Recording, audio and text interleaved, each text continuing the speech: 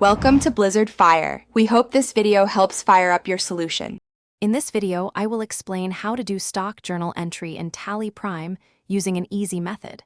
We'll start by understanding what a stock journal is and why it's crucial for managing your inventory. You'll learn exactly when to use this feature for various stock adjustments, ensuring your records are always accurate and up to date. Let's dive in and simplify your inventory management.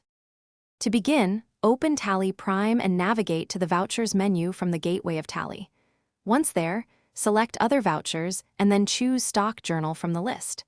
This will open the Stock Journal entry screen.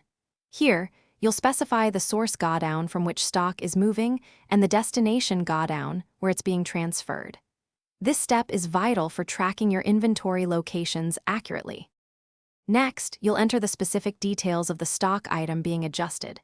Input the item name, the quantity involved, and its corresponding rate.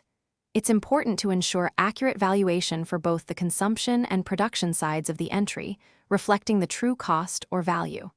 After entering all the necessary information, simply accept and save the journal entry. This action will instantly update your inventory records. Before finalizing, always take a moment to verify all the details you've entered in the stock journal. Double-check the item names, quantities, and rates to prevent any discrepancies. Confirm the impact on your inventory and financial reports to ensure everything aligns with your business operations. This final review step is crucial for maintaining accurate records. For more great deals and to bring your space to life with the Echo Dot smart speaker, check the link in the description below. Thanks for watching. If you found this helpful, don't forget to like and subscribe.